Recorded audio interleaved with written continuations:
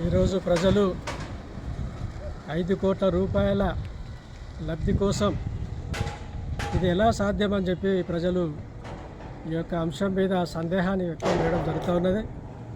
ప్రియతమ ప్రజలారా, ఈ దేశం మన తాత ముత్తాతలు నిర్మించి పెట్టిన మన సొంత ఆస్తి. ఈ దేశంలో అనంతమైన సంపద ఉన్నది.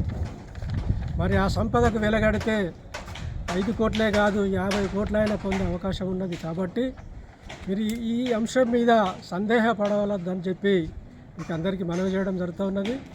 న్యూ ఇండియా పార్టీ ఈ యొక్క ఎజెండాతో మీ ముందుకు వస్తూ ఉన్నది.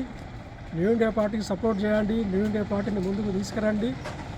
అంతా అఖిలపక్షంగా ఏర్పడి ఈ యొక్క వాదం ఏదైతే ఉందో వ్యక్తిని యూనిట్గా తీసుకొని ప్రతి వ్యక్తికి 5 కోట్ల రూపాయల విలువగల ఆస్తిని చేకూర్చాలని చెప్పి ఈ యొక్క లక్ష్యం ఏదైతే ఉందో దీన్ని సాకారం చేయడం కోసం మనమంతా కలిసి పనిచేయాల్సిన అవసరం ఉన్నదని చెప్పి భారత ప్రజలందరికీ మనవి చేయడం జరుగుతున్నది.